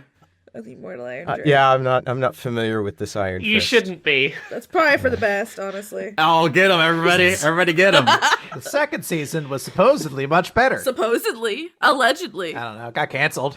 Was it? Got canceled the fuck. It was, but not enough. It was canceled. Not enough. Let's not ruin Dregg's big moment. Are you sure we don't want to just debate other Marvel series while Drake's in his power up? Sorry, Dregg. I think Thor: The Dark World is grossly underestimated. I agree. That's the most disgusting thing anyone's ever said on this show. I have never heard a worse take. I described someone throwing up a creature last episode, and that was more Oh disgusting. no, last time I'm pretty sure I said a creature had a mouth where its anus should be. That take was worse. Stand by it. All right, Dregg, your hands explode into fire. Then what? Well, I mean, he'd be a few feet away at this point. So it would be a slow march of a few steps. Then the theme song kicks in. Right? Because Yeah, it's anime. he's got to have his entrance music, right? Uh-huh. Yeah.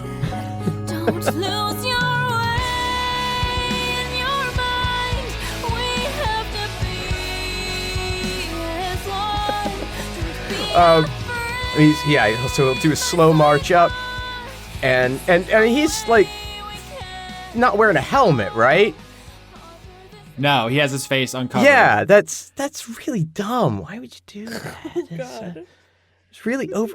The conduit of vulnerability was not forced on him. He is the conduit of vulnerability because of his personality, where he is so insecure that he has to constantly accumulate more and more power and protection, but he has a subconscious need to remain vulnerable, like the Riddler. Like the Riddler has to leave clues, right? He has to have a vulnerability. He's gonna take 2 steps forward And then he's gonna take a couple of faster steps, leap into the air, and hammer fist down onto that soft noggin right there in that middle of bundle of armor. All burning fists all the way. Are the cops gonna arrest Dregg now? That was self-defense. Clearly. Do you want to kill him? No, not particularly. I just want to knock him unconscious. Okay. Okay. I'm just bringing down your hands to the top of his head. Like, the head has nowhere to go but inside of his body. Yeah. Yeah, no, he doesn't want to kill him. Like, where's he gonna go? But he does want to be dramatic about knocking him unconscious. Just lightly hit his head into his body. If your hands become holy weapons and you double axe handle this dude on top of the head, you are gonna crack his skull. I'll respect your wishes that he doesn't die, but you are absolutely gonna crack his skull. That's fine. Yeah, his skull can be cracked. I mean, he could be a vegetable for all I care. I don't know if we'll go that far. Well, that's up to you. So yeah, I mean, you bring a crushing, flaming blow on top of his head, and you turn the lights out, and he collapses. And shortly after that, I think the rest of his crew surrenders. Ow. Yeah, you're shot up. I think everyone got shot at least once. Dr. Adler, thoughts? Yeah, I mean, I'm tending to them. I can use lay on hands. I'm gonna roll medicine because I don't have anything else. I'm gonna summon my healing spirit, which I don't think I've really ever used. No, so that's a spell you picked up as a ranger that you probably should introduce. It's a second level spell that I've got where I can summon an intangible spirit in a 5-foot space, and it can just like go around and cause 1d6 of healing to creatures, no action required. It's just my little invisible healing friend. It's invisible? You don't want it to have a form? You know those dogs that have the little whiskey barrel around their necks that go to look. St. Bernard's? It's a Saint Bernard just going to check on everyone, going and giving them happy licks better. Sorry, I didn't mean to scream. I got excited. Now I have to change an upcoming mech encounter. Thanks, Laura. I'm sorry that I ruined everything. No, there's so many dogs I can use. It's great. So everyone's getting patched up. I think the cops drag Anthony's body away. He's gonna... Not doing great. He's not having a great time. Vinny's just chilling in jail. I don't know if we're gonna see Anthony again. Yikes. You done smushed his gourd. But as the... He earned it. Yeah, he's a bad dude. As everyone's like patching themselves up, and Sasha did a really great medicine check for once. Surprising. Fuck Just you. kidding. It's okay. I'm sorry. No, actually, you crit on Grundy, so you did great. Oh, yeah. So Sasha helps. Dr. Adler helps. Everyone's helping. What do you guys do? We have to make a decision. Yes, this is the last shot of the show. The cops are taking the bodies away. People are getting patched up, and then the team's successful. You guys are pretty psyched. Dregg has more power than he's ever had. His fists are glowing. Dr. Adler isn't going to ditch the team anymore. You basically succeeded in every way. Pearl's going to take over the crime empire and not be a threat, so that's good. But in the background, the Witchlight's kind of just scooting around. I think you guys let it off the ship, but didn't bring it with you. Does he look like he's having a good time? Perception? No, I'm sorry. Insight. Insight, you say? The most important skill. 19. 5. 22. 17. Oh, 22, 19, and 17. The group crushes it. The Witchlight doesn't experience happiness as you know it. It doesn't experience anything the way you know it. A lot of people, like not only on this call, but like in the audience have been saying like, oh, could you talk to it? The thing is, talking is meaningless to a creature like this. It's like, can you talk to a hurricane? Can you talk to gravity? There's just no comparison. Even thinking about it. To be fair, we did talk to abstract concepts before, but yeah. So, yeah, that's outside knowledge of something else similar. But what I'm saying here is like this thing is so beyond alien. This is part of the thematic meat of the show, right? When we talk about aliens, what are we talking about? We're talking about people with different culture, but still people with rights and still people with agency and emotional interior. This is alien in a different way. And to understand it would be like trying to understand the emotional state of fire. It just doesn't, the words the concepts just don't really apply. Oh yeah, sorry. I was gonna say the question, I suppose, if you phrase it that way, of like with fire, is it thriving? Yeah, like, Would be a question, because you wouldn't be able to tell if fire was happy, Is it still in agony? but does it have the things it needs? Which is Wouldn't it be more like a plant alive, but like... That's a question I'm asking. It's not a question you're asking for an answer. I'm asking that question by putting this thing into the show, if you catch my drift. Oh, he deep. Yeah, it's not so much like, oh, I'm going to answer your question. I've put a question out there. And insofar as you could apply a word like thriving to this entity, I would say that's the most appropriate word you can think of. It's not the right word, but it's the closest. If this thing is ever going to have anything like peace, it would be here, where it can roam more or less infinitely without being a threat to anyone or anything. And it's going to take apart the landscape, and it's going to try to learn about it. and maybe it can learn. Who knows? Yeah. Who knows? Let's leave him here. I'm still voting that. I'm hard and firm in that stance. That's where I'm leaning as well. And so as the team watches it, it just kind of scoots across the landscape, Scoots along. Aww. pulling apart particles in the air. Gonna miss him. Just disassembling parts of the ground and just kind of scooting off onto the horizon unless someone wants to stop it. Nope. Nope, have a good munch, little buddy. Bye, Gregory. I'll miss you. Gregory was the Zodar. Oh, is that the Zodar? Well, everything that's friends with Dregg is Gregory now. Does that make you Gregory? Sometimes. Everyone's a little Gregory sometimes. Jacqueline's like, you gotta stop calling me Gregory when we're in the middle. I thought we didn't establish it happened yet. I'm kidding. Oh, this has been a hell of a long day, everyone. Would anyone like a drink?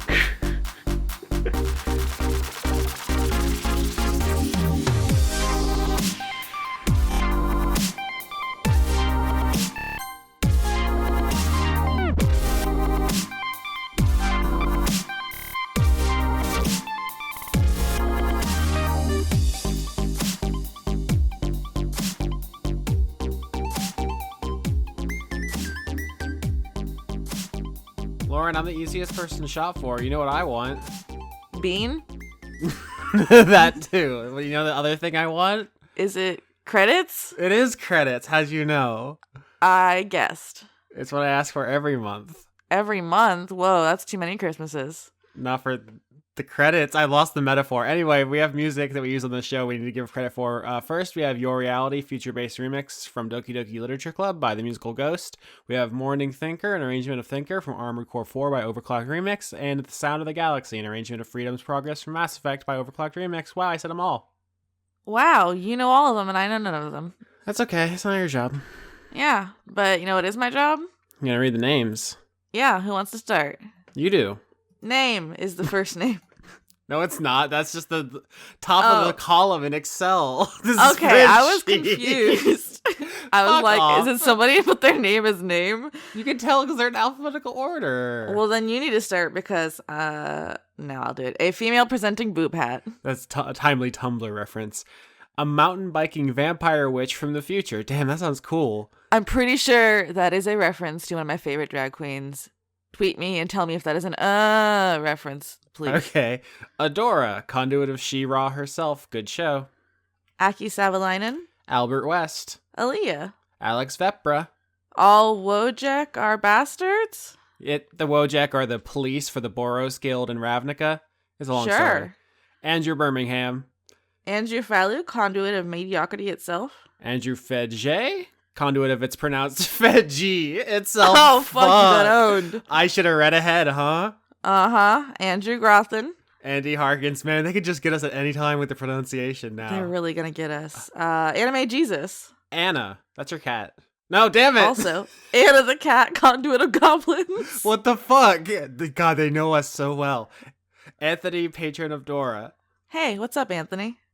Arjun de Koenig. Artemis BJJ Brazilian Jiu-Jitsu in Bristol. Oh my god, I love you, Ashley. Ashley, Snow, just Ashley. Nice. Instead of no, just Ashley, it's festive. I know, it's very good.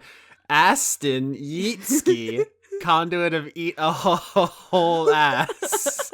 Is that my catchphrase? I do tell people eat a whole ass a lot. You say it a lot. That's Yeah. why I say it now. It's your fault. Yeah, sorry. August Rue. Austin Dorksky, come on. Austin Yorkie, conduit of Spank Me Daddy. I'm sorry, could you give that to one more time? Austin Yorkie, conduit of Spank Me Daddy. Okay. You can't even say it without your voice.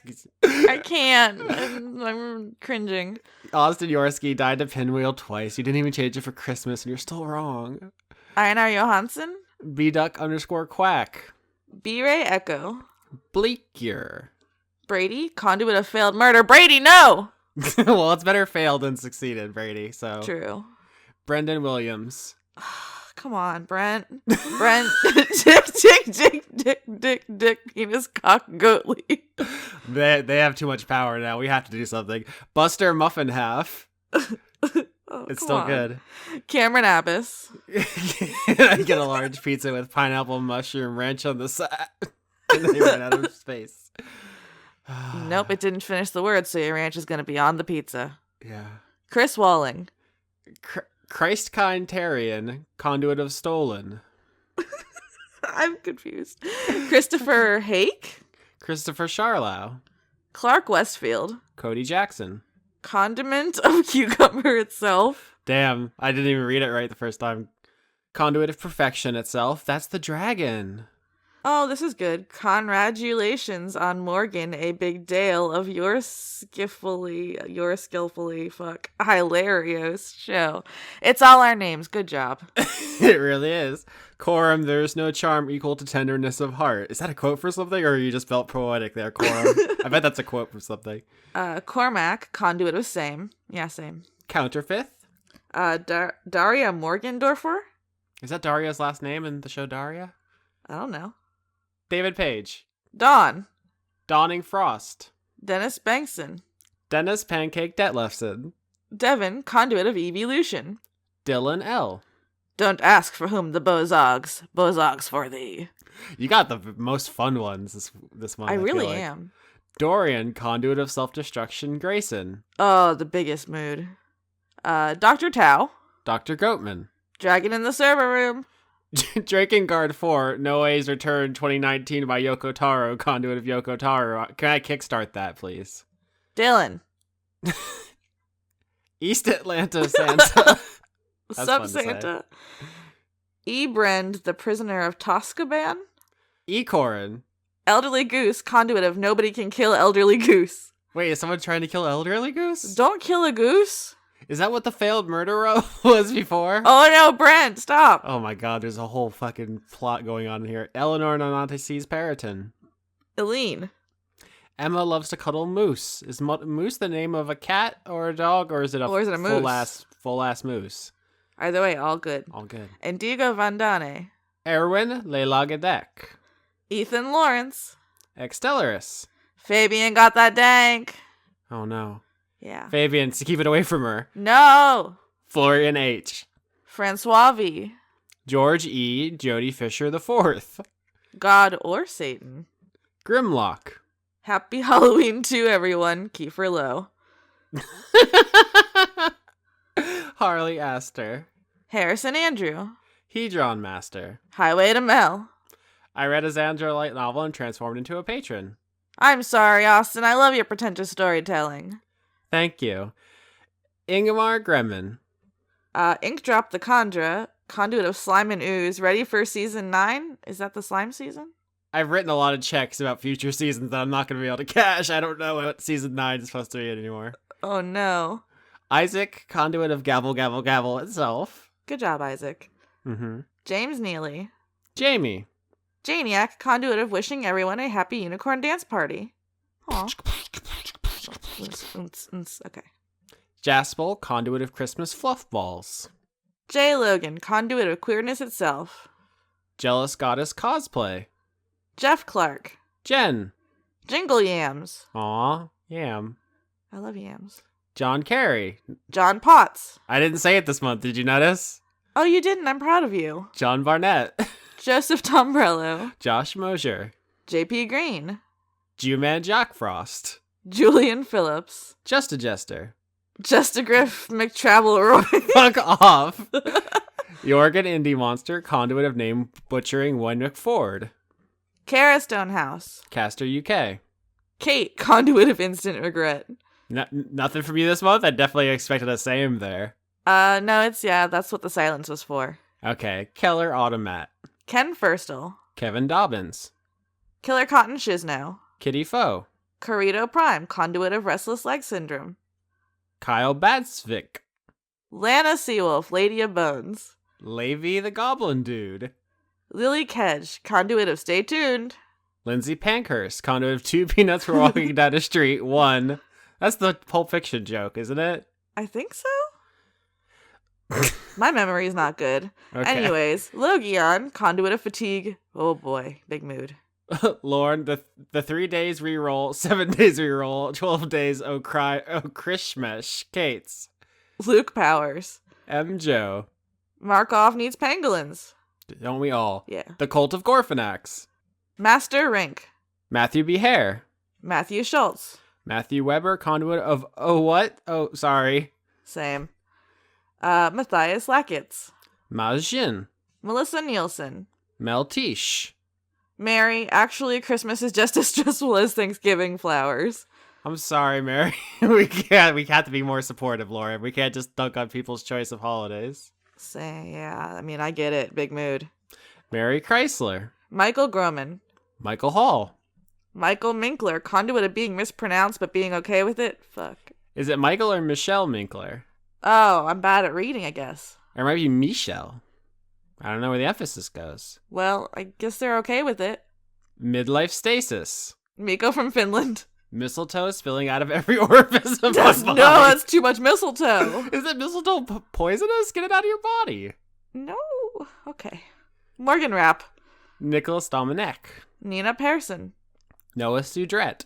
Notorious Christmas conduit of Ho Ho Ho itself. Paul Mullen. Possum Kingdom refugee. Pruitt Holcomb. Quench the Void. Random conduit of daddy issues. Oh no. Rasvita. Razumi Yazura. Richard G. Coles. Robert Dakin. Rulon, the flutinous, tutinous condiment of nitpickery. They're really fluting on me. They love to. S. Kearney in Big Mech made of scarves. Salad Child. I'm stealing the mech made of scarves for next season. That sounds very warm. Sam Boltitude. Sam Zanowitz? Zdenowitz? It's Polish. Zdenowitz? Danowitz. You did it. Satin Cloth, the Christmas sloth. Oh my god. That's cute. Scott going to the store for milk. Scott not telling. Scott who stole my name for a joke Cummings. Oh god, the Scots are going at it. Scotty Vilhard. The only behaved Scott, apparently. Mm-hmm. Sean Lyonsberg. Sean, the host of Funk Dunk Plays. Simmons, conduit of irrational fandom. Simmons, you put your life in our hands and we pronounced your name like adults. I want you to know it was we hard did for our us. best. Shane Sedgwick. Shane Ware, conduit of ethical hedonism itself. Shocking Link. Sir Octopus, conduit of chivalrous cephalopods. Snowfall Frost did nothing wrong. Somebody had to do something wrong. Every month, nobody did anything wrong. Someone did. I have to know. Sigh, Wreath, spelled in a very festive way. Thank you. Sydney Marsing. Take me home, country roads, to the place where I belong. Audience. West Virginia. Audience, you can make her sing every week. Think about these dark powers you've been given. Mountain Mama. Okay. The Ankh More Pork City Watch. The cast of Dungeons the Gathering.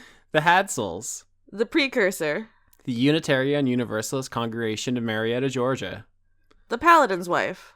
The real Austin Yorsky 420. That's a lie. He don't do the weed.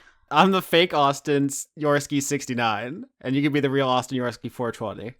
Tim. Tim Lutton. Toby Gleason Stack. Toshiro Kuru, editor of Attack on Dice. Transient Passerby. Shayness. Victoria Melito. Vinny, conduit of queer fashion itself. Viscount Ronaldo Skittles Bumbershoot Unicorn. Is that Leon? It is absolutely not. Leon would not support me with a gun to his head. Are you kidding me? Oh, Leon. Are you out of your mind? I don't know. Vizzy Huggles, keep up the great work, y'all. Thank you, Vizzy. Will you be my friend? This is very forward of you. Oh, this is calling us out in the fucking credits. Ziphosaurus. Z23619. We did it. Was it less than 15 minutes this week? Let me check. No. Damn. Technically it is. We fucked it up again, Lauren. It'll only be 15 minutes in like a few seconds, so we were technically under. We were not. Thanks to Conrad. He's at Conrad Zimmerman. Laura's at Laura K. Buzz. Chris, Rollo T. Hilarious. Patreon.com/weekly manga recap. Kotaku.co/UK. Of Horse. It's a podcast. About BoJack Horseman. Sure is. I'm at patreon.com/Austin Yorsky. I'm on the internet. You can find me. Rargalicious cats, they're good. Sometimes. Sometimes they're bad. Often they're bad. They really like to go into the garbage can. What are they doing in there? Get them out. Eaten. Mm-hmm. That's why they're chunky. Oh, that's cute. Subscribe and comment and all that stuff. That's cool. It's Christmas season, so... Happy holidays? What are you going to get the other people on the show for Christmas? I'm not gonna cry on the recording. Okay, who's that for? Is that for me? I guess that's for you. Okay, what about Chris and Laura and Conrad? I'll try not to get them killed. That's fair, right? That's like showing up to the party and being like, I brought myself. Like that. Yeah, no, the gift this year is me. You are all welcome.